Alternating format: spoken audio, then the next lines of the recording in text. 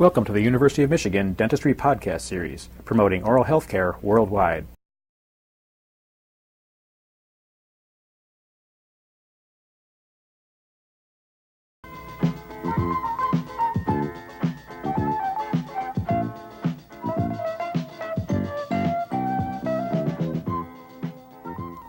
The decision to either purchase or rent a facility for use as a dental office can be a difficult one. This is particularly true if the dentist is not familiar with the advantages and disadvantages of purchasing commercial property, or with the purchasing procedure itself. Here to discuss the acquisition of commercial real estate is Mr. Robert Riemenschneider, a broker in both commercial and residential real estate. Bob, the graduating dentist is confronted almost immediately with the decision of whether to buy a facility for a dental office or to rent it. What are some of the factors that you would consider to be important in that decision? Well, Joe, there's no question there's a number of things that have to be considered. Probably at the top of the list, I would start with the financial limitations. Certainly the availability of property. There are some tax factors to be considered, and certainly costs of the property in question.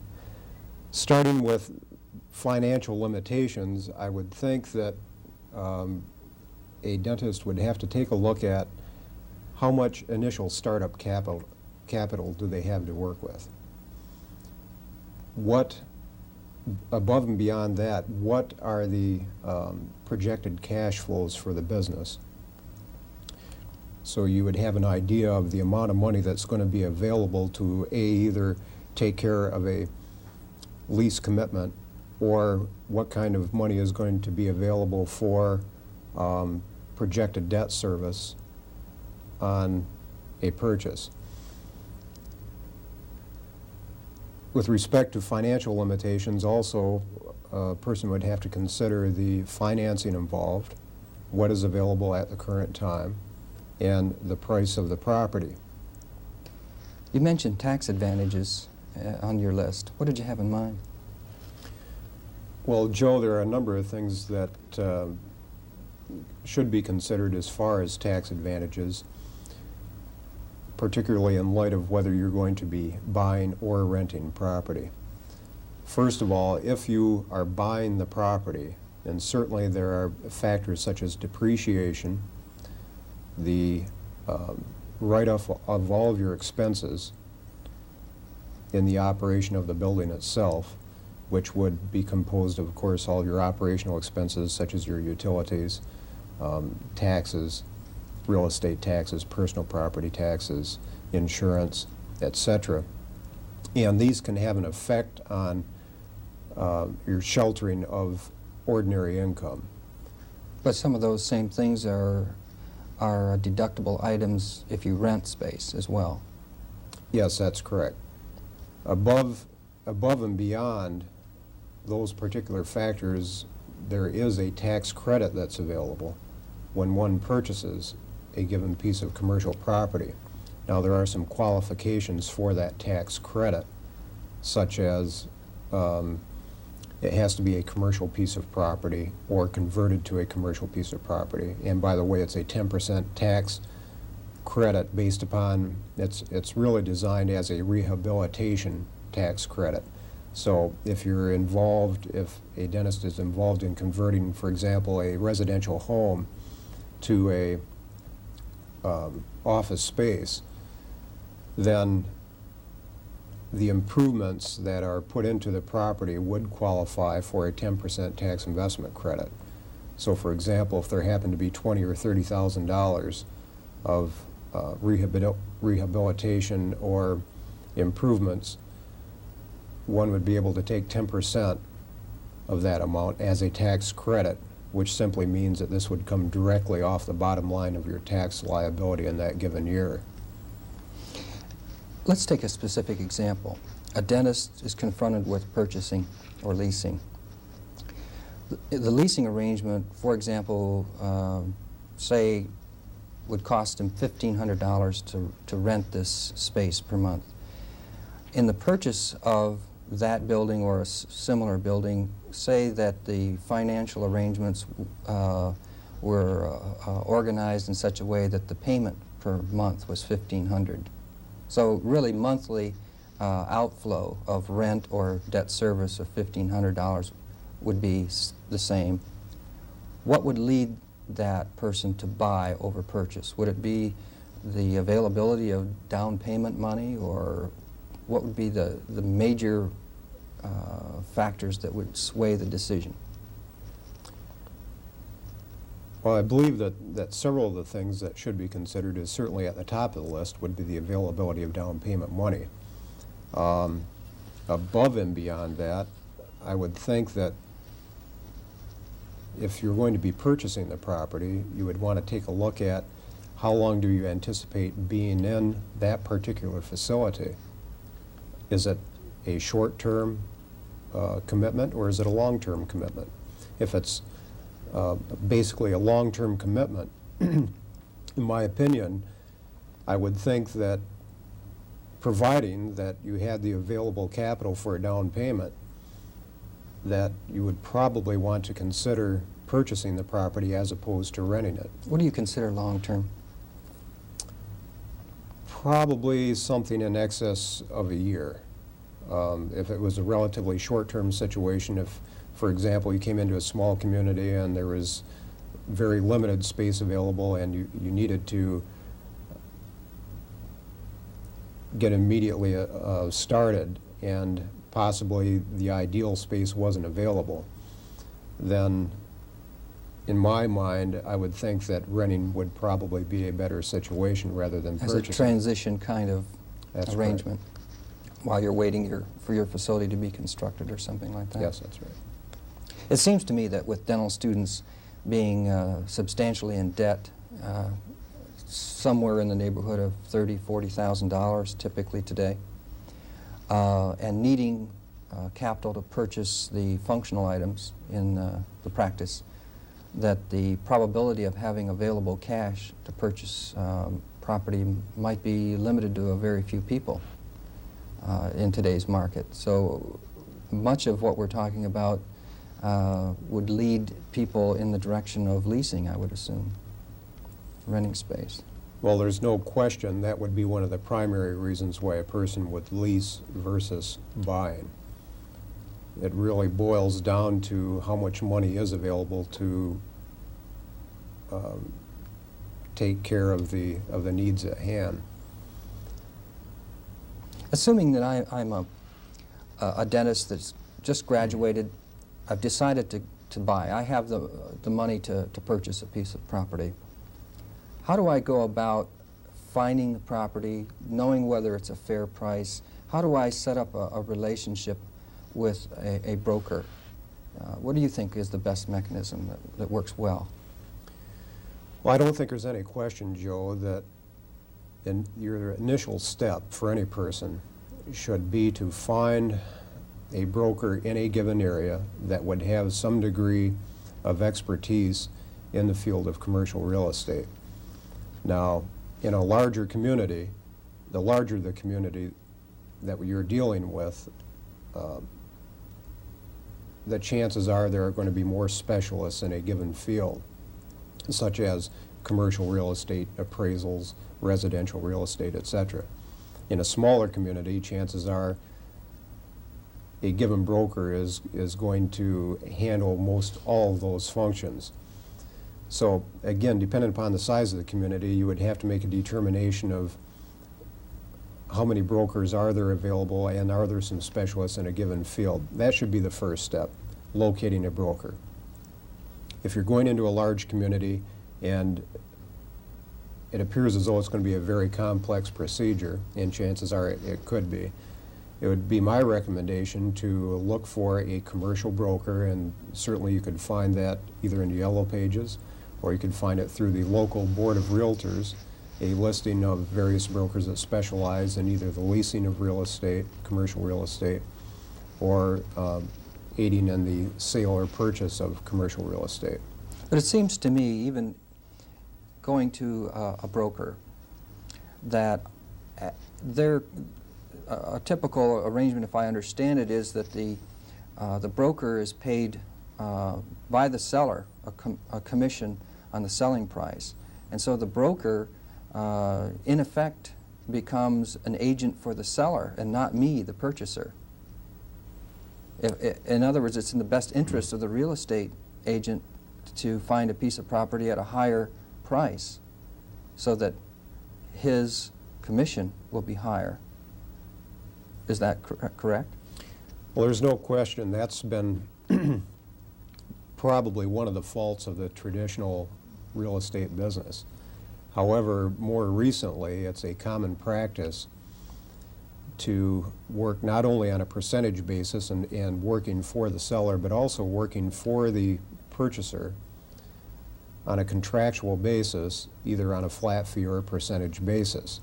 So in other words, if you come into a community and you're totally unaware of what's available in a community and you need a specific job performed for you, you could go to a broker, sit down with him, tell him what your needs are, and explain to him that you would like to hire him and that you would pay him either on a negotiated flat fee basis or a percentage basis to go out and acquire the type of property that would fit your specific needs.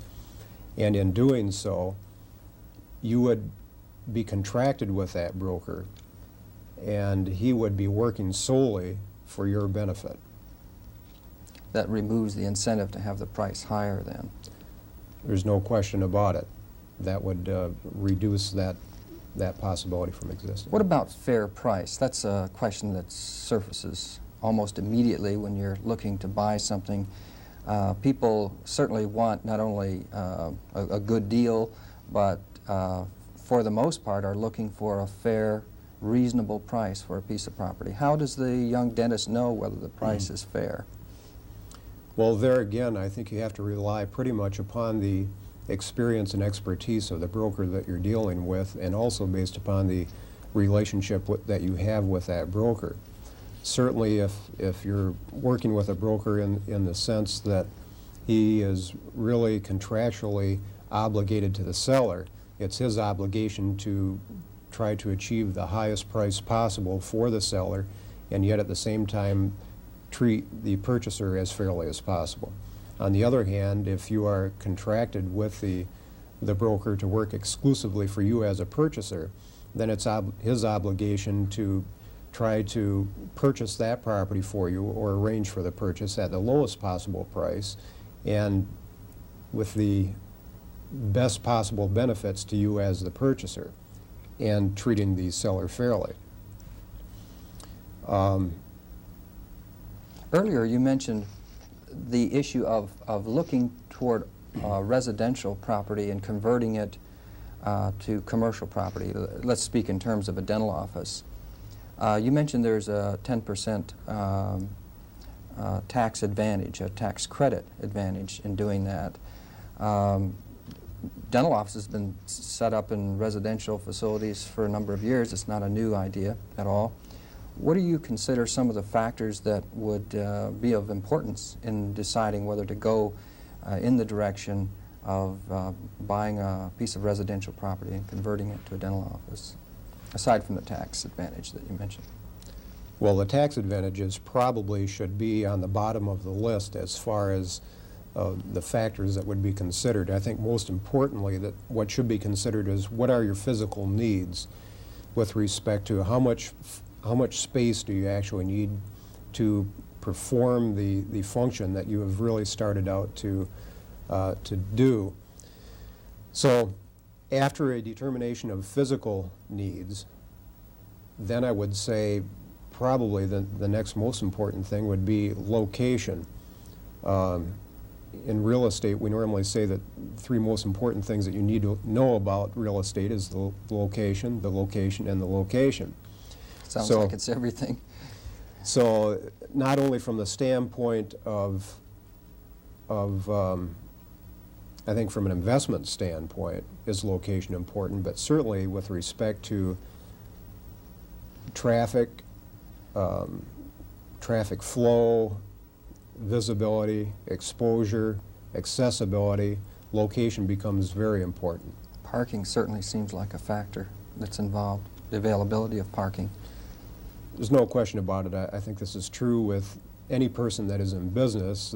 The more accessible you are to the general public, the chances of success in your business are much greater. So parking, the ability to get off the street, particularly in traffic, and exposure are very, very important.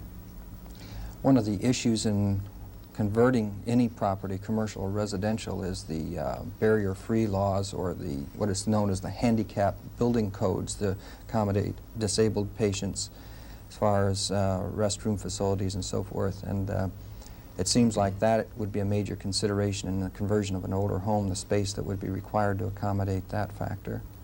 Do you find that this is a barrier to dentists buying a commercial or a residential property and converting it to commercial use? Well, there's no question that this is one of the factors that has to be considered. If a dentist is acquiring an existing building that already has a use that is adaptable or is currently being used as commercial, then barrier-free, chances are, is not going to be a primary consideration. If, however, you're talking about new construction, or if you're talking about renovation, there could be some very, very substantial costs that would be incurred either in the renovation or rehabilitation of the property, as well as new construction. And it could even have some detrimental effects as far as space, physical space limitation and size is concerned. Zoning certainly would be a major issue. Taking a residential property, wanting to use it for commercial functions. Is there a specific procedure that is involved for a dentist to petition for rezoning of a facility? Well, above and beyond petitioning for a facility, I think it's important that in the acquisition process that a purchaser should be aware of how a given property is currently zoned and whether what he intends to do with the property at all fits into the intended zoning of that property or what it may be zoned for. The first step should probably be to go to your local planning commission and make a determination if there is what is called a general development plan of the area. A general development plan just more or less states how the local community expects the property to be used in the future and how they would be willing to rezone the property if it's not already properly zoned. So you can make a determination at the outset as to whether or not it's feasible to consider converting a property in a given area to office from residential. After that determination has been made as to whether or not it's feasible, then the next step would typically be to go to the Planning Commission, if it's not already currently zoned properly, to go to the Planning Commission and ask for a zoning change. Then there are a number of steps, mechanical steps, that have to be gone through. It goes from the Planning Commission. There are some public hearings. Typically would go to either a village or a city council for approval, with several more public hearings, and either approval or denial as it may be. That's generally done before the purchase of the property, rather than buy the property with the hopes of that being done and then have those hopes dashed in the process. Certainly there's no question that that should be incorporated into the purchase agreement, so that you certainly have the flexibility, if it's not properly zoned at the outset, to be able to go and do this at a later time without creating any problems as far as the process of purchasing the property. I'd like to talk to you about the procedure of buying commercial property and financing. But first, this management fact.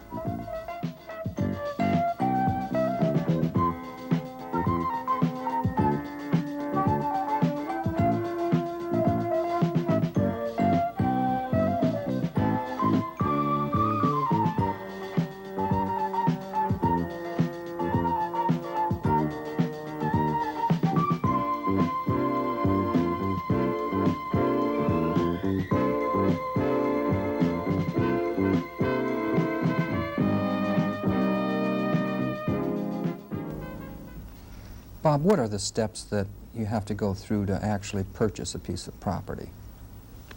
Well, Joe, assuming that the purchaser has made the determination of the specific property that he wants to proceed upon, and also assuming that it's been determined what his financial limitations and his needs are, then at that point in time, he should sit down with the broker and proceed with what is called either a sales agreement, a purchase agreement, or an offer to purchase. In different parts of the state or the country, it's termed different things. At that point in time, you are going to be making an offer on paper, and you're going to pretty much outline what you, as a purchaser, are willing to do. On that, you are going to make a determination of the offering price, the type of financing that's going to be involved, whether you want to get the seller involved, carrying back some financing himself, or whether it's going to be institutional financing. You're pretty much going to detail if there are going to be any contingencies on the offer to purchase, such as a contingency for zoning changes, financing alternatives, building inspections. On the offer to purchase, you're also going to have a listing of when the property will be closed, when we obtain possession of the property, how title is going to transfer, etc. So there are a number of things on the offer to purchase that are going to be detailed. Is there money associated with that? Do you pay any earnest money? Yes. At that point in time, at the time that the offer is written, the broker will ask for what is called an earnest deposit. And this is a good faith deposit on the part of the purchaser, showing that he intends to go through with the purchase as stated. And that will typically represent, oh golly, it can be 2% of the purchase price, is not uncommon.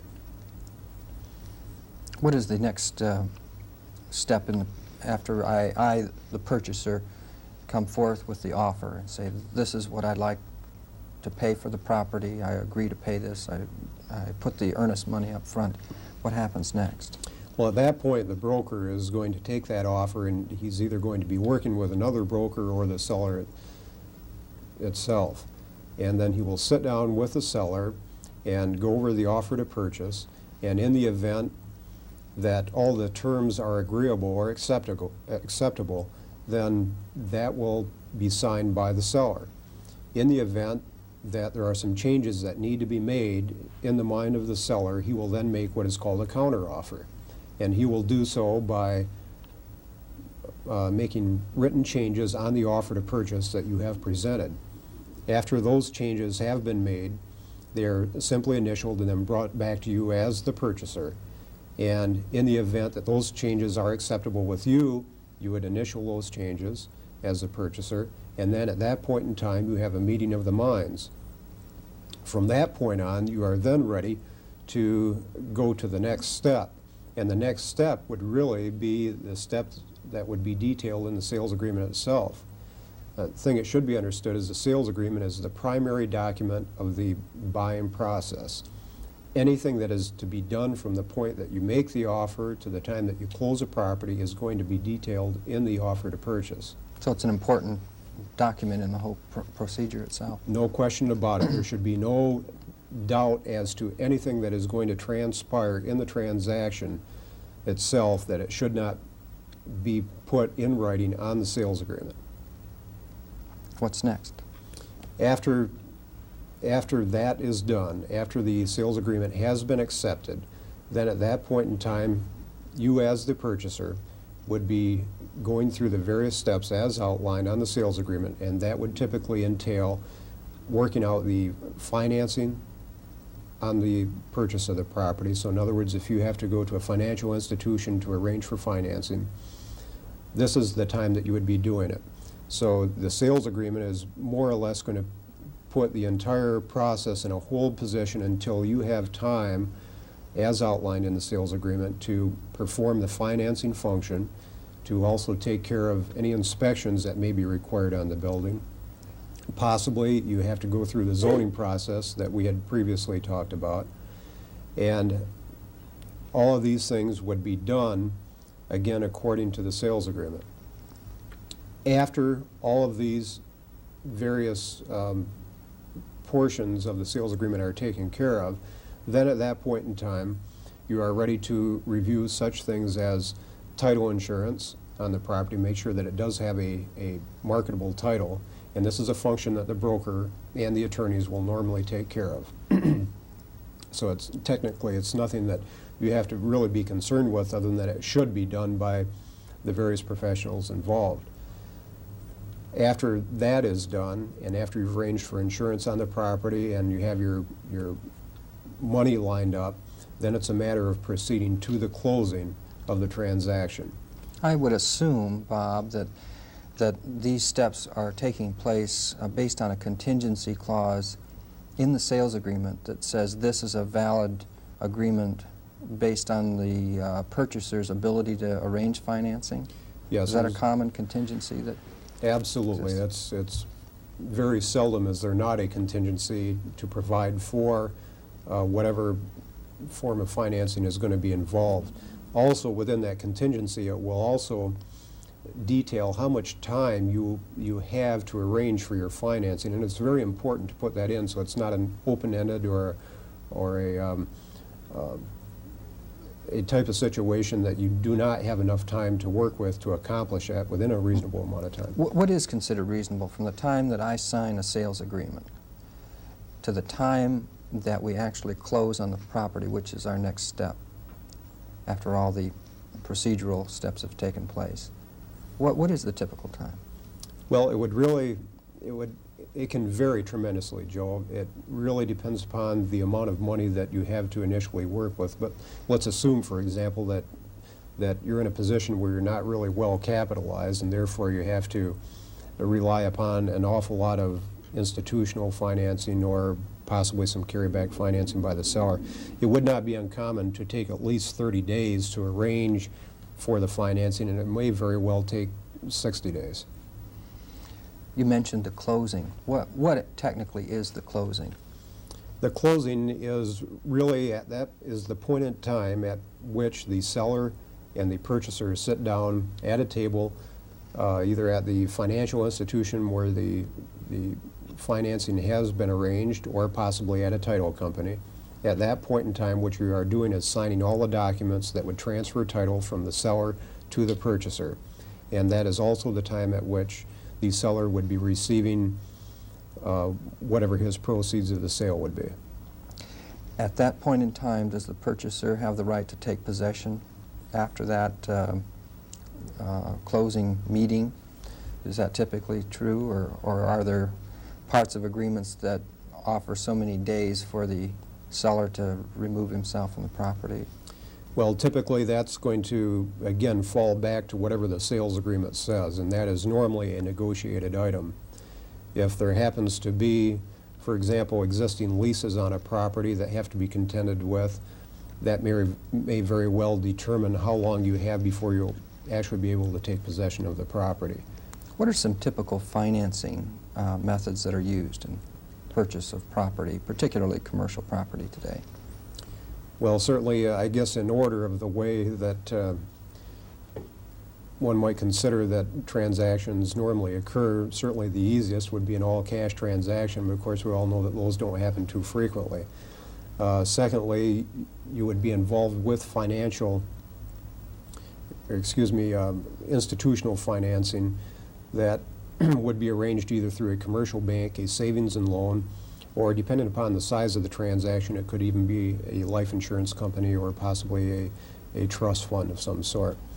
Above and beyond that, then you would have what we would call seller financing or carryback financing by the seller.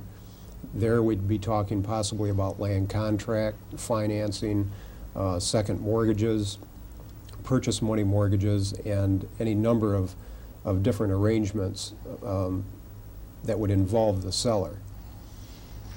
You mentioned support people during the whole procedure of the purchase. What support people would you recommend that would work with the dentist beside the broker in finding the property and helping the whole process? Are there other support services that are of assistance?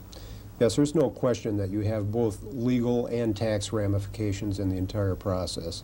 And it's highly recommended that you retain the services of both an attorney and possibly a CPA to review these. And it's important that it be done at the outset of the procedure rather than after you're well into the buying process. Once the property is actually selected or in the thought process, I'm thinking about buying some property. It's my opinion that it should be done while it's in the thinking processes so that you have the opportunity to sit down and let the attorney know precisely what it is, what you're contemplating, and also let the CPA, and if there are any considerations that should be brought to light, it should be done at the very outset of the process. Are there some common pitfalls that dentists that purchase property should look at in terms of trying to avoid some things that happen to people, this whole procedure? Well, I think these pitfalls, or any pitfalls that may exist, could typically be taken care of by, number one, using a broker that is experienced in commercial real estate. Any pitfalls that may exist, he is pretty much going to steer you around and put you in the position where you're not going to have the hardships that you may find if you're out in the marketplace trying to put a transaction together yourself. And this would certainly include all the things that we've already talked about, such as various forms of financing. There are usury laws to contend with. There are possibly leases on the property that you should be aware of. There may be some title problems. And using the various professionals involved, the CPA, the attorney, and the broker as a team, these pitfalls can easily be taken care of. Bob, how do you determine a fair price for a piece of property? How does the dentist really know that the seller's price is a reasonable price? Well, Joe, I think above and beyond price, actually, price may not be the most important thing or the most important ingredient in the purchase of the property. Certainly it's a number that you have to contend with, and certainly it has to be a number that's within the bounds of reason, and the broker is going to be able to help you with. But above and beyond price, it could very well be that the terms of the sale are as important or more important than the actual price that you're paying itself. For example, it may very well be that you are willing to pay 10, 20, even 30% more than what the seller is asking, providing you can have terms that will accommodate you in repaying that given stated price. Now, what this means to you certainly is when you start dealing with cash flows, and particularly on a monthly basis, how much money do you have available to take care of the debt service on that given purchase? And if you can structure your loan in such a way, in exchange for possibly a higher price, then this could very well be more important than the actual numbers that you are attributing to the purchase of the property. Thanks, Bob. Our guest has been Mr. Robert Riemenschneider, a commercial real estate broker and a member of the National Association of Realtors. Join us for other programs in this series that are designed to keep you abreast of current topics and trends in the management of a modern dental practice. You've been listening to a presentation from the University of Michigan School of Dentistry, which is dedicated to supporting open learning and open educational resources. This recording is licensed under the Creative Commons. It may be reused and redistributed for nonprofit use. Please attribute materials to the University of Michigan School of Dentistry and redistribute under this same license. For more information on how this and other University of Michigan School of Dentistry recordings may be used, visit www.dent.umich.edu/license.